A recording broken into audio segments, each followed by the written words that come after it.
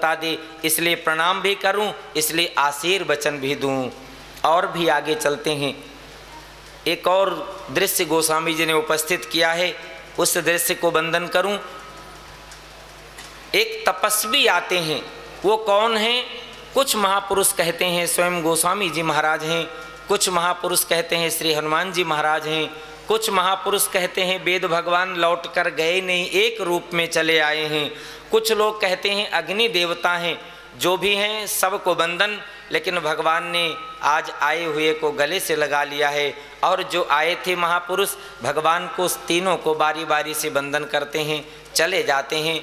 श्री भगवान जी आगे चलते हुए वाल्मीकि महर्षि के आश्रम में आए हैं। आप वेद की मर्यादा का पालन करोगे, बार बार अपने जीवन को संवारने के लिए एक के बाद एक महर्षि आपके जीवन में मिलते जाएंगे, एक के बाद एक श्रेष्ठ से श्रेष्ठ संत आपके जीवन में मिलते जाएंगे। और संत जीवन में मिल जाए कोई मामूली बात है क्या? भारत की भूमि पर रहने वाले की बात नहीं कहता हूं, लंका में रहने वाला विभीषण भी घोषणा करता है, अब मोहि भाव भरोस हनुमंता, अब मोहि भाव भरोस हनुमंता, बिनु हरि कृपा मिलै नहीं संता, बिनु हरि कृपा मिलै नहीं संता। बिना भगवान की कृपा से संत नहीं मिलते। और जब संत मिलेंगे तो आपको मालूम है क्या करेंगे? संत मिलेंगे तो संत अपने जीवन में कुछ छुपा कर नहीं रखेंगे। शास्त्रों में जब चर्चा आई तो संतों के लिए कहा गया कि संत हृदय नवनीत समाना, संत महापुरुषों का हृदय मक्खन की तरह होता है। लेकिन गोस्वामी जी ने कहा मैं इस बात को नहीं मानता हूं, संत महापुरुषों का हृदय मक्खन की तरह नहीं होता। बोले फिर किसकी तरह होता है? बोले मक्खन तो गर्म करने पर पिघल जाता है। मक्खन को गर्म करो अर्थात उसको दुख दो तब वो पिघलता है, लेकिन संत अपने दुख में नहीं पिघलते। निज परिताप द्रवहि नवनीता, अपने दुख से संत दुख जो है मक्खन दुखी होता है, लेकिन पर दुख द्रवहि संत सुपुनीता, दूसरे के दुख में संत का हृदय पिघलता है। इसलिए मक्खन से भी ज्यादा संत का हृदय कोमल होता है। और ऐसे संतों के लिए बिन हरि कृपा मिलहि नहीं संता। अच्छा, विभीषण को कौन मिला? हनुमान जी महाराज संत मिले। अब हनुमान जी महाराज चाहते तो विभीषण को कुछ और कर देते, लेकिन नहीं, गोस्वामी जी ने कहा है तुम्हारो मंत्र विभीषण माना और लंकेश्वर भय सब जग जाना। अच्छा, हम और आप अपने जीवन में जब तक मंत्रों को न मान लें जीवन सुधरने वाला नहीं। सबसे बड़ी बात हम अपने माँ बाप को मानते हैं लेकिन माँ बाप की नहीं मानते हैं। हम भगवान जी को मानते हैं, भगवान जी की नहीं मानते हैं। धर्म ग्रंथों को मानते हैं, धर्म ग्रंथों की नहीं मानते हैं। सद्गुरुदेव भगवान को मानते हैं, सद्गुरुदेव भगवान की नहीं मानते हैं। अधिक बड़ाई नहीं करता, लेकिन मैं समस्त संत समाज के सिरमौर प्रातः स्मरणीय वंदनीय पूज्य सद्गुरुदेव भगवान की बात करूं तो एक ही बात कहते हैं, और कुछ कर या न कर लेकिन भगवान का भजन जरूर कर, जिससे तेरा भला होगा। जिस मंत्र को दिया है, जिस मंत्र को बताया है, उस एक मंत्र का आश्रय ले ले तो एक साधे सब सधे और सब साधे सब जाए। एक मंत्र का आश्रय ले लेने से। लेकिन हमारे और आपके जीवन की दुर्भाग्यता क्या है? हम सद्गुरुदेव भगवान को तो मानना चाहते हैं, लेकिन सद्गुरुदेव भगवान के दिए हुए उस मंत्र का आश्रय लेकर के आगे बढ़ने का प्रयास नहीं कर पाते। जब तक नहीं करोगे भला होने वाला नहीं। को मानने से काम नहीं चलेगा, की मानने से काम चलेगा। राम जी ने तो कहा है, सुनु जननी स्वई सुत बड़ भागी सुनु जननी सोई सुत बड़ भागी। एक नहीं दो नहीं न जाने कितने बड़भागियों की गणना गोस्वामी जी ने रामचरितमानस में की है, लेकिन उन समस्त बड़भागियों में वह पुत्र बड़भागी है जो अपने माता पिता के वचनों को मान करके एक नहीं दो नहीं न जाने कितने के नाम को गोस्वामी जी ने कह दिया है। गोस्वामी जी ने कहा अच्छा पिता के वचनों के मानने वाले का नाम बताओ, तो गोस्वामी जी ने कहा मैं ये घोषणा कर देता हूं। बोले कौन? बोले परशुराम पितु आज्ञा राखी, अपने पिता के वचनों का पालन किया। क्या कर दिए? अपनी माता की हत्या कर दी। मारी मातु जगत सब साखी, अपनी मां की हत्या कर दी। अरे ऐसे पिता के वचन को मान करके क्या करना है? बोले परिणाम क्या हुआ? बोला पिताजी ने आदेश दिया परशुराम अपनी मां को मार दो, फरसाले रखे थे मार दिए। बोले बेटा मैं बहुत प्रसन्न हूं, जो मांगना है मांग लो। बोले पिताजी माँ जी को जिंदा कर दो, और उठकर बैठ गई। बोले कृपा और कर दो। बोले क्या? बोले आपके क्रोध और मेरे मारने की घटना इनको पता भी ना लगे, विश्वास भी ना हो, क्या रह गया कुछ जीवन में? बोले ये बात नहीं मानता हूं। बोले कैसे? बोले तीनों तपस्वी हैं, माता रेणुका भी तपस्वी हैं, परशुराम जी भी तपस्वी हैं, जमदग्नि ऋषि भी तपस्वी हैं, ये बात नहीं मानता हूं। किसी साधारण व्यक्ति की बात बताओ। तो कहते हैं तनय जजाति यौवन दयऊ तनय जजाति।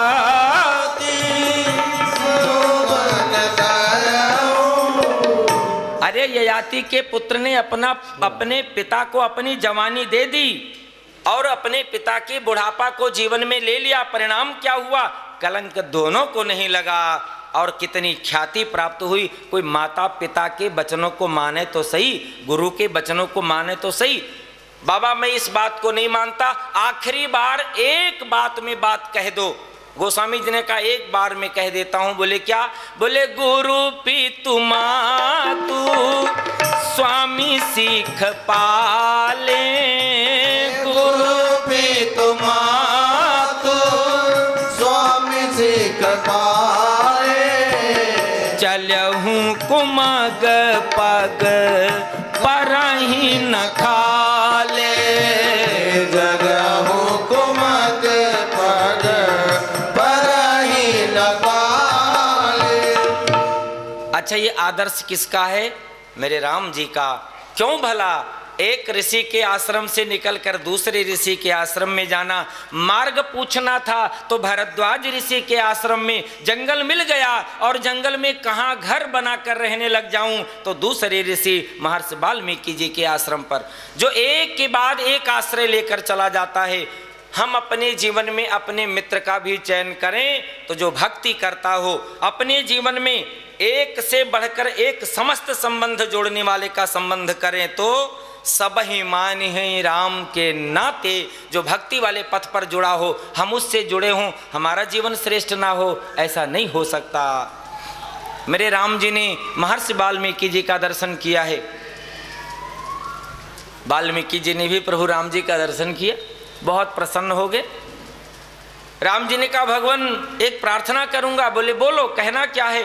बोले इस जंगल में जाकर 14 वर्ष बिताना है, मैं रहूं कहाँ ये बता दो।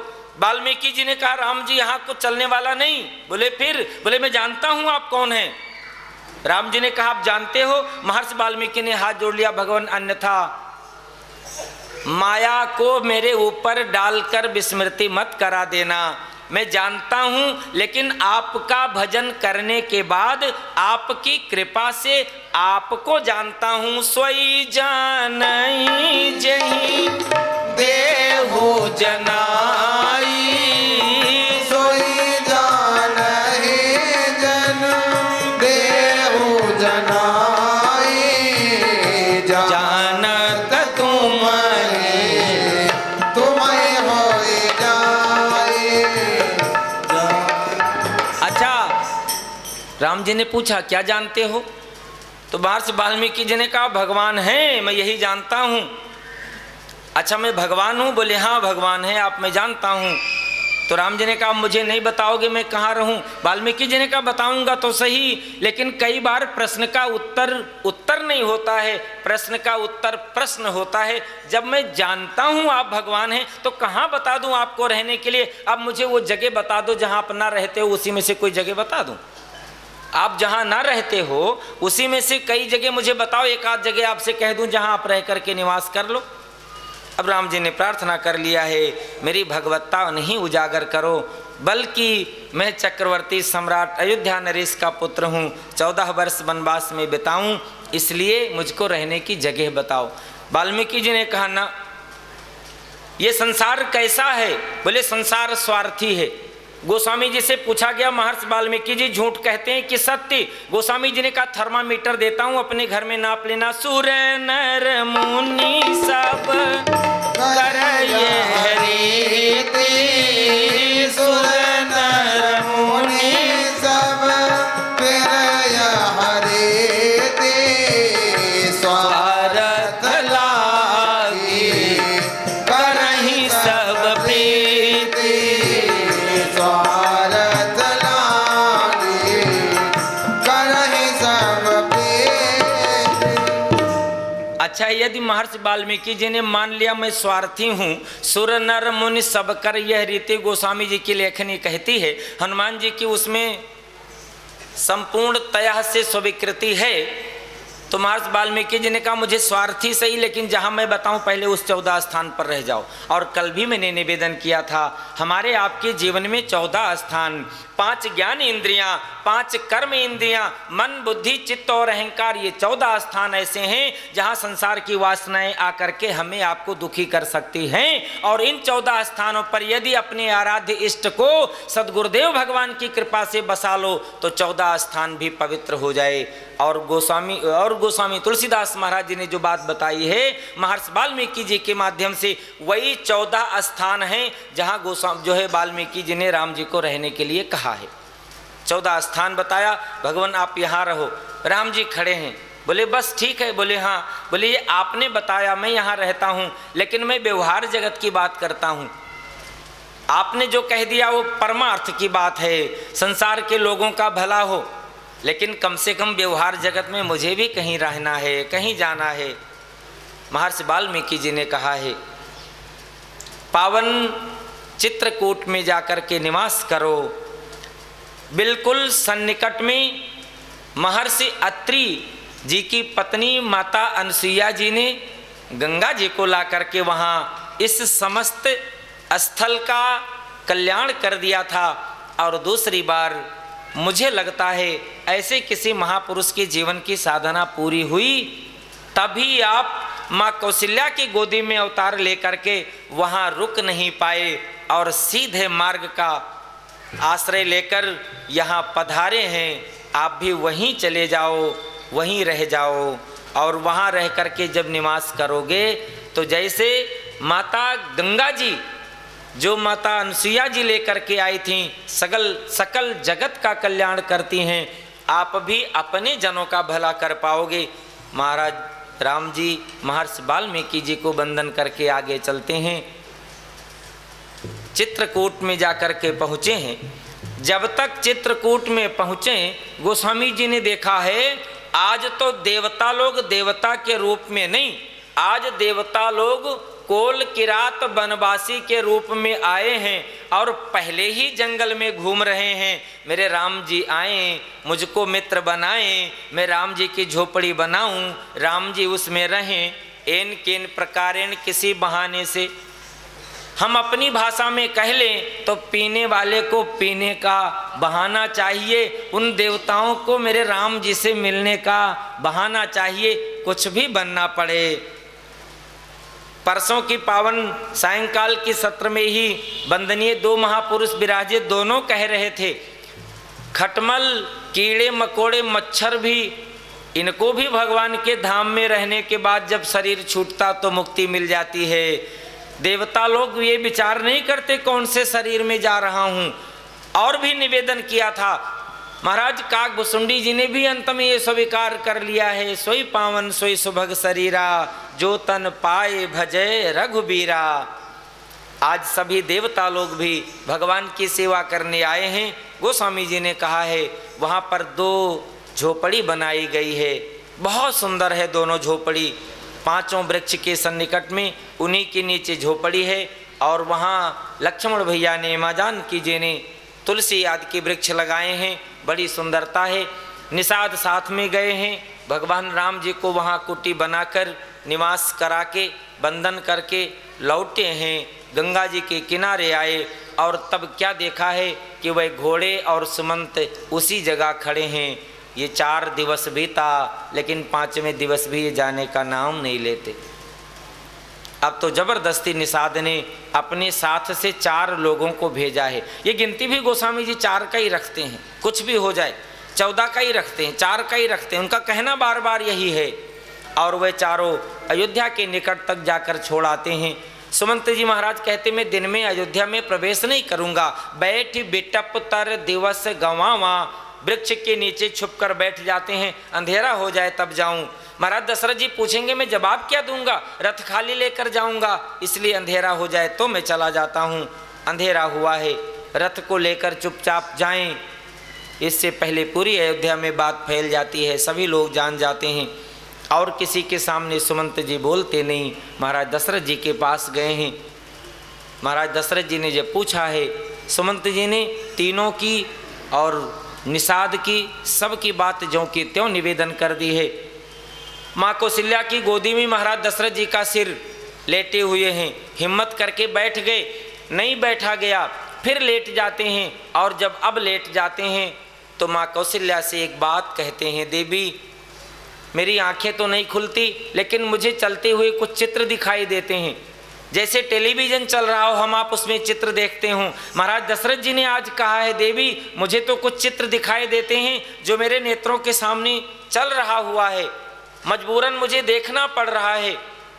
माँ कौशल्या को लगा कहीं ऐसा तो नहीं राम जी का वियोग नहीं सहा जाता, अब ये जीवन समाप्त कर लेंगे और मृत्यु के समय ऐसी बहकी बहकी बातें करते हैं हमारे आपकी भाषा में। माँ कौशल्या कुछ बोलती नहीं, डर जाती हैं। लेकिन महाराज दशरथ जी ने जो बात कही, गोस्वामी जी सबकी बात जैसी की तैसी लिख देते हैं। तापस अंध साप सुधि आई, तापस अंध साप सुधि आई, कौशल्य ही सब कथा सुनाई, कौशल्य ही सब कथा सुनाई। महाराज दशरथ जी के द्वारा राजकुमार युवा अवस्था में शिकार खेलते समय शब्द भेदी बाण श्रवण जी को लगा था, मृत्यु हुई थी, उनकी माता पिता ने साप दिया था, आज वो साप याद आता है। शायद गोस्वामी जी को लिखने की आवश्यकता नहीं थी, लेकिन हम आप अपने जीवन में विश्वास कर लें। गोस्वामी जी 1 बार नहीं 2 बार नहीं, न जाने कितनी बार डंके की चोट पर कहते हैं, हम आप जिस धरातल पर जन्म लेकर आए हैं वो धराधाम कैसा है। कर्म प्रधान विश्व रचिराखा, कर्म प्रधान विश्व रचिराखा, जो जस करहि सो तस फल चाखा, जो जस करहि सो तस फल चाखा। इतनी बड़ी भगवान के सृष्टि में देखा जाए तो न जाने कितने इलेक्शन और न जाने कितने सिलेक्शन होते हैं। अब प्रधानी के इलेक्शन होने जा रहे हैं, क्या स्थिति होगी जगह जगह देखना आप, और न जाने कितने सिलेक्शन होते हैं। लेकिन गोस्वामी जी ने कहा इस पूरे सृष्टि में मनुष्य के जीवन के लिए किसी और का इलेक्शन और सिलेक्शन नहीं होगा, ये कहीं रहेगा प्रधान। कौन? कर्म प्रधान विश्व रचिराखा, कर्म ही प्रधान रहेगा, वहाँ किसी और की नियुक्ति नहीं होगी और ना कोई जीत कर उस पद पर आएगा। कर्म प्रधान विश्व रचिराखा, जो जस करहि सो तस फल, कोई समझौता नहीं, कोई दूसरी बात नहीं। शायद महाराज दशरथ जी ने अपने जीवन की बात इसलिए ही माँ कौशल्या से कह दी है, इसलिए हमें आपको भगवान की कथा के माध्यम से सुनाया जाता है। जब तक युवा अवस्था में और बहुत कुछ कर लेने की क्षमता हो, बहुत दूर तक भाग लेने की क्षमता हो, तब भी ये कानों में पड़े और हम आप सावधान हो जाएं। जिस दिन पाँव में चलने का सामर्थ्य नहीं होगा, कानों में सुनने की शक्ति नहीं होगी, आंखों में देखने के लिए क्षमता नहीं होगा और बोलने की जिह्वा की सारी शक्ति समाप्त हो चुकी होगी, उस दिन भी कर्म का परिणाम मेरा पीछा छोड़ जाएगा क्या कि इनके जीवन में सारी शक्तियां समाप्त हो गईं। ध्यान रखना, उस दिन कर्म का परिणाम तो हाथों में डंडा लेकर और सामने खड़ा होगा। मैं कोई और नहीं, मैं तो तेरे द्वारा उपजाया हुआ हूँ। भगवान आदि गुरु शंकराचार्य ने तो स्पष्ट कह दिया है, हजारों गायों को छोड़ दो, उन हजारों गायों में एक बछड़ा छोड़ दो। आप जरा देखो वो बछड़ा कहाँ जाता है, अपनी माँ को ढूंढकर पास में जाएगा और उसी का दुग्ध पान करेगा। तूने मुझे जन्म दिया है। ऐसे हमारे आपके जीवन का कर्म इतनी बड़ी सृष्टि में लाखों करोड़ों मनुष्यों में से उसी व्यक्ति को ढूंढकर पकड़ेगा। तूने मुझे जन्म दिया है, मैं तुझे छोड़ूंगा नहीं, तुझे भुगतना पड़ेगा, भुगतना पड़ेगा। कौन किसको माफ करता है? कर्म प्रधान विश्व रचि राखा, जो जस करहीं सो तस फल चाखा। महाराज दशरथ जी ने सुनाई, माँ कौशल्या शांत हो गई। भगवान आज तक नहीं बताया, जरूरी नहीं पड़ी क्या? इसलिए नहीं बताया था, मैं जानता था क्या ये मेरे जीवन में घटेगी। मैं तो ब्रह्म का पिता हूँ, मेरे जीवन में नहीं घटेगी। लेकिन ध्यान रखना, इससे पहले भी आपको निवेदन किया हूँ, जब मर्यादा पुरुषोत्तम प्रभु राम जी ने लंका के सम्रांगण में रावण का वध किया, महाराज दशरथ जी वहां पर आए। राम जी ने पूछा है, पिताजी आपको क्यों आना पड़ा? महाराज दशरथ जी ने स्वीकार कर लिया है, जिस दिन इंद्र ने माँ अहिल्या का दर्शन करने के लिए ऋषि गौतम के घर में प्रवेश किया था, उस दिन यदि इंद्र को दंड दे दिया होता तो आज मेरी पुत्र वधू और जनक की पुत्री को हरण करके रावण न लाता, दुनिया के सभी लोग डर जाते। कहीं ना कहीं जब जब दुनिया में कर्म का परिणाम वो सामने भुगतने के लिए आता है, तब उस दिन के लिए पश्चाताप होता है जिस दिन मेरे द्वारा कर्म हो सकता था, लेकिन उसके बाद भी मैं नहीं किया। और जब तक उसे संसार में किसी को बताने की आवश्यकता नहीं समझी जाती है, लेकिन अंत में स्वतः निकलता है। जब कहने की शक्ति नहीं, सुनने जानने की शक्ति नहीं, फिर भी वो शब्द निकला है। माँ कौशल्या कुछ बोलती नहीं। गोस्वामी जी ने बहुत कुछ कथा सुनाई, अंत में ये कह दिया है, राम राम कही राम कही, राम राम कही राम, तन परिहरि रघुबर बिरह राव गयो। आपसे एक बात प्रार्थना कर दूं मेरे माई बाप, सबसे बड़ी बात है, इतनी व्यवस्था खराब है, इतनी व्यवस्था खराब है, लेकिन एक व्यवस्था अच्छी है, मरते समय राम का नाम निकला। जन्म जन्म मुनि जतन कराई, जन्म जन्म मुनि जतन कराई, अंत राम कही आवत नाही, अंत राम कही आवत नाही। गोस्वामी जी से पूछा गया, अंत में राम का नाम आए, आपके पास कोई एक सूत्र है, कोई एक व्यवस्था है? बोले हाँ। बोले क्या? बोले भगवान के साथ कोई एक संबंध स्थापित कर लो और वो पक्का। गोस्वामी जी ने तो राम जी से कहा है, तो ही मोही नाते अनेक मानिए जो भावे। मैं जबरदस्ती नहीं करता हूं, मुझे क्या मान लो, नहीं नहीं, तो ही मोही नाते अनेक मानिए जो भावे। आपको जो अच्छा लगता है वही संबंध स्थापित कर लो, लेकिन वो संबंध स्थापित हो तो फिर हो, उसमें किंतु और परंतु नहीं, बीच में किसी और को नहीं आने देना। यदि ऐसी स्थिति हो जाए तो परिणाम क्या होगा? चाहे किसी भी व्यवस्था से, महाराज दशरथ जी ने ब्रह्म को पुत्र माना तो माना, और इतना प्रेम किया, इतना प्रेम किया, कितना प्रेम किया। महाराज दशरथ जी जब मनु और शत्रुपा जी के रूप में थे तभी उद्घोषणा कर दी थी, सुत विषयिक तव पद रति होई। संसारी पिता अपने पुत्र से जितना प्रेम करता है मैं आपसे उतना प्रेम करूं। मन बिनु फन जिम जल बिनु मीना, जैसे मणि वाले सर्प से मणि निकालने से सर्प की मृत्यु हो जाती है, पानी में से मछली निकालने से मछली की मृत्यु हो जाती है। आप मेरे जीवन से अलग हों, मेरी मृत्यु हो जाए, मेरा जीवन न बचे। आज स्थिति वही हुई है। राम जी जैसे महाराज दशरथ जी से अलग होते हैं, प्राणांत होता है, लेकिन राम राम कहते हुए।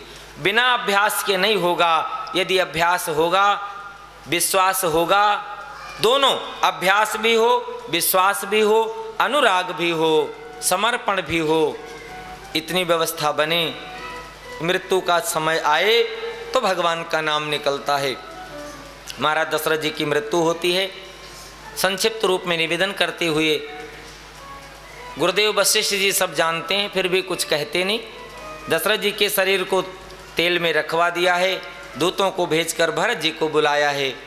भरत जी आते हैं, कैकेयी के महल में जाते हैं, समस्त सूचना मिलती है। कौशल्या माँ के महल में जाते हैं, गुरुदेव वशिष्ठ जी के पास जाते हैं। आज न जाने किन किन शब्दों को आश्रय लेकर सौगंध खाते हैं। जो जननी यह सम्मत मोरा, मेरी सहमति नहीं है कि राम जी वनवास जाएं।